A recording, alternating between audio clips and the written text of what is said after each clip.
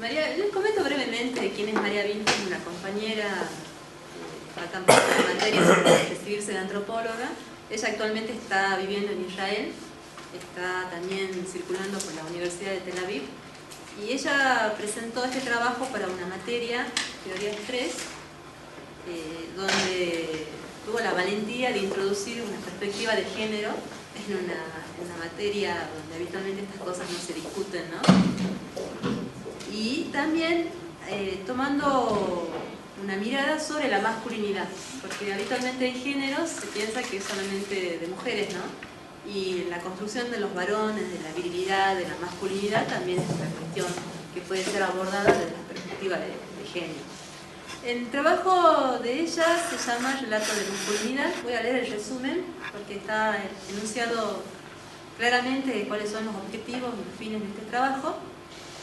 Las masculinidades no son inmutables a los hombres, se construye socialmente, cambia a lo largo de la historia y están definidas en base a las prácticas estructuradas por las relaciones de género.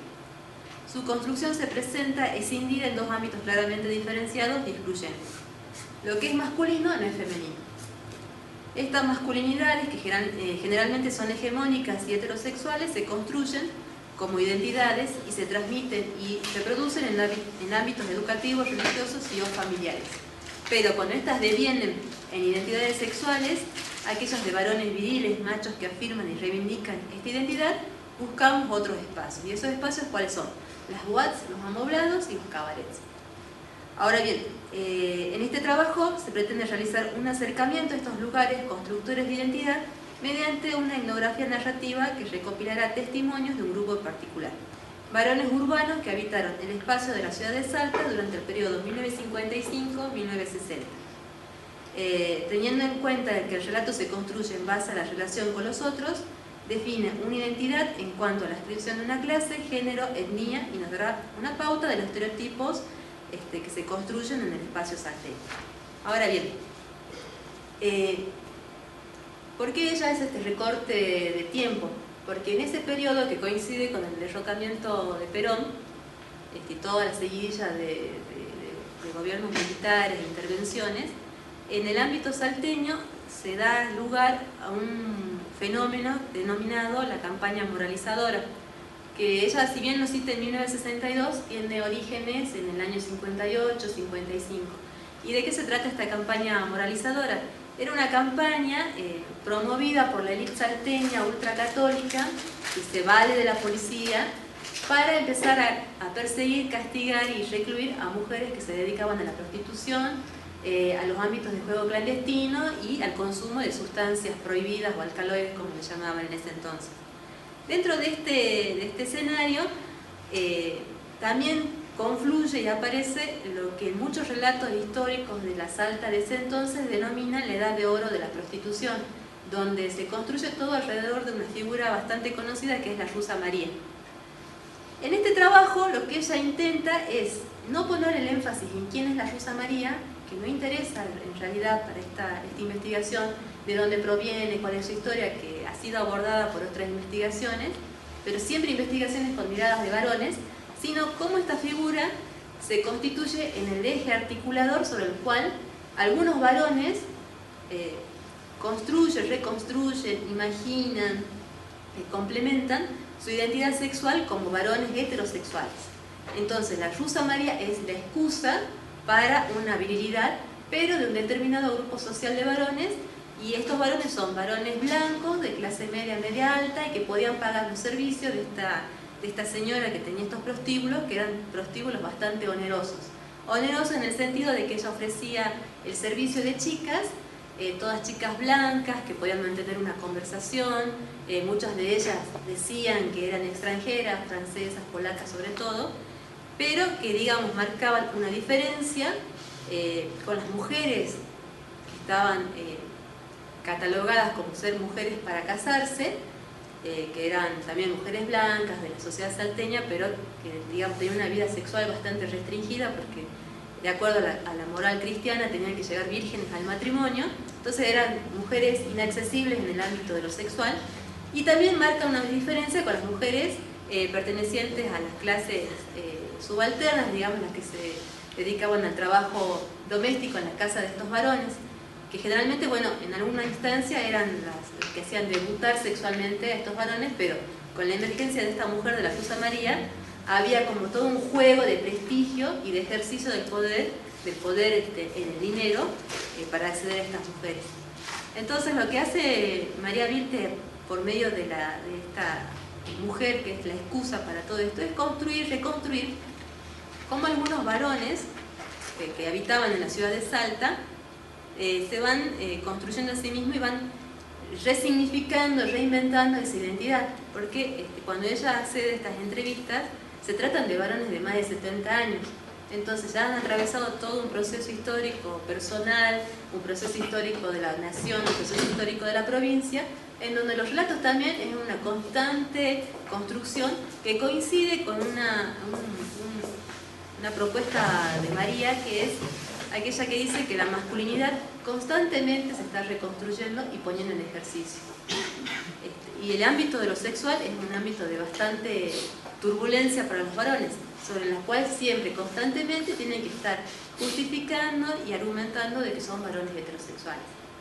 No obstante, también el trabajo es interesante en el sentido de que a través de este relato de masculinidad, también aparecen elementos de cómo se va conformando el espacio social, político y económico de una ciudad que hasta 1955 era casi una aldea. A partir del primer gobierno peronista, digamos, la ciudad de Salta comienza a crecer y también hay un crecimiento de los espacios destinados a la prostitución, lo conocido como el Bajo.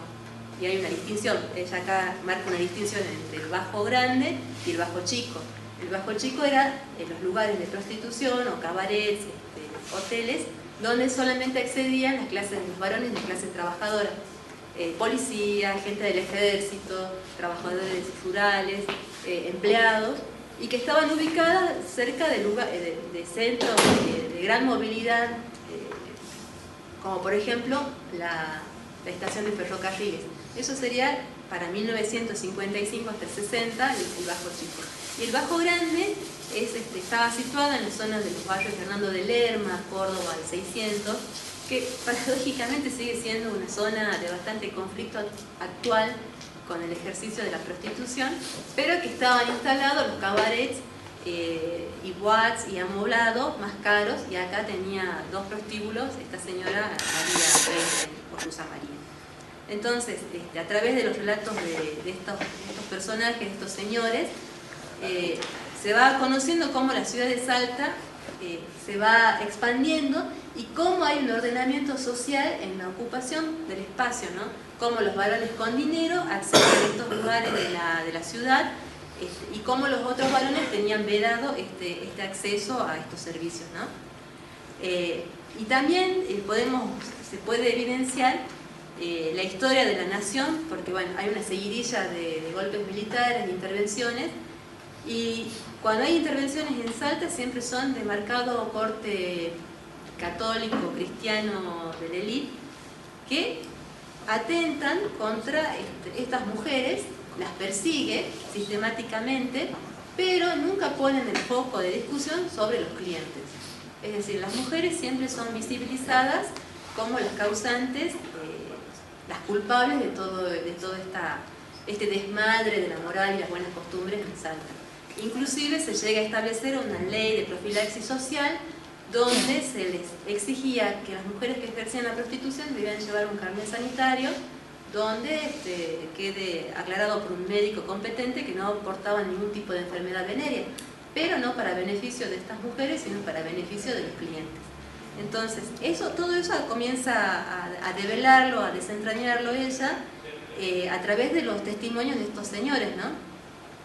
Por ejemplo, acá hay uno bastante interesante que recuerda lo que era el Bajo Grande, ¿no? Y él dice específicamente: para mí era una zona mágica, todo era muy elegante, todo estaba vestido de negro, todo peinado con gomina, así, gesto con la mano, muy lustroso, ¿no? Y recuerdo episodios de violencia, así como tiros. Era una zona marginal, pero con gente del centro. Vos podías ver ministros de Economía o de Salud Pública en el cabaret, o autos hermosos que llegaban. Era una cosa clasista, no era una cosa de clase media con poca plata. Lo que pasa es que acá en Salta la gente de la clase alta se la consideraba la gente de apellido y la gente media era la que tenía empresas constructoras, camiones puestos en el mercado. Esos eran de clase media y había puesteros del mercado. Entonces, ¿cómo este espacio del placer prohibido y del ejercicio de la prostitución también es un espacio de disputa del poder económico y del ejercicio de características de clase social? Bueno, también en los testimonios, acá hay otro también, sobre esto de las diferencias en el espacio y en las zonas de consumo de la prostitución. Porque la gente que no viene acá, pasaje Chiclana, ubican el pasaje Chiclana, ¿no? Es el pasaje que está al frente del hogar escuela, toda esa zona. La gente que no viene acá se va para allá, porque existía el Bajo Grande, que era la calle Córdoba y Tucumán, el Bajo Chico. Los que no podían entrar al Bajo Grande se fueron al fondo. En esa época pienso que también se forma el Bajo Chico con la gente de la estación, porque te imaginas siempre existe el que puede y el que no puede. El que no puede queda ya olvidado en el fondo. Entonces, consumir el servicio de una señorita no solo habla de cómo hay un ejercicio de cierta masculinidad heterosexual, sino que también nos está diciendo un poder adquisitivo. Si el varón que consume a una mujer que ejerce la prostitución habla del poder patriarcal, del poder acceder a ese cuerpo que se vende, ese cuerpo que se termina convirtiendo en un objeto, también nos habla de las clases sociales y de cómo una sociedad se va ordenando al interior de sí misma, ¿no? El trabajo es bastante interesante, como vuelvo a repetir, no pone el foco en la figura de la Rusa María, y ella lo aclara bastante bien, ¿no? Todos los trabajos anteriores que se han realizado sobre esta figura siempre han sido escritos por varones, y eso también es una marca de género, una marca del patriarcado, ¿no? Porque es una reconstrucción desde una visión de varón de quién era María Greinstein, que hasta el día de la fecha muchos datos certeros de quién realmente fue no se tiene acceso, ¿no? Salvo una investigación de precisamente una chica que trabaja en la policía de Salta, que pudo tener acceso a los expedientes de María Greinstein y la ha reconstruido en base a una recopilación histórica bastante exhaustiva, pero digamos que no ha circulado demasiado en los ámbitos académicos y siempre se remiten, cuando se habla de la Rusa María, a estos trabajos que sacan la mención. Los que no alcanzan, de Héctor Yarade, Rebeldes, Soñadores y Fugitivos de Osvaldo Soriano, Las Fronteras de David Eslovsky, El Testamento de la Rusa María de Raúl López Bianchi, María Greinstein, La Rusa María de Carlos Alberto Hinojosa. Ella también, bueno, para seguir fundamentando la importancia del consumo de las chicas que ejercen la prostitución, menciona algo bastante interesante, que es el debut sexual como un ritual muy fundamental en los varones de esa época, siempre de esa época. Acá dice, ¿no? La importancia de este tipo de ritual, a pesar de que en nuestra sociedad la sexualidad corresponde al ámbito privado, es que tiende a ser colectivo. Los iniciados deben confirmar que son hombres y compartir su condición genérica. Para lograr adultez, el varón requiere de la aceptación por parte de dos interlocutores, los hombres y las mujeres que se constituyen como garantes de la masculinidad. Entonces, el acceder a este servicio de la Rusa María se terminaba convirtiendo en un ritual de importancia para estos varones de élite, porque no era solamente una cuestión del varón con la mujer, sino que había una participación inclusive familiar, porque eran los padres, los hermanos mayores, algún tío que llevaba al joven de 18 o 20 años al prostíbulo. ¿Todo para qué? Para que se constituya como un garante de esa masculinidad de un varón que tiene que responder a un imperativo de ejercicio de la propiedad, ¿no? No solo de la propiedad privada medida en peso o en acceso a tierra, sino también en propiedad sobre las mujeres. El trabajo en sí es un trabajo bastante exquisito en este sentido y me parece que tendría que tener una difusión circular con mucha más frecuencia este trabajo, así que esperaremos que cuando María retorne de Israel pueda seguir comentándonos cómo ha avanzado este trabajo. En realidad esto es una síntesis de lo que será su trabajo de licenciatura, así que bueno, yo tuve el honor mi amiga de que me haya permitido poder compartir con ustedes este trabajo. Así que muchas gracias.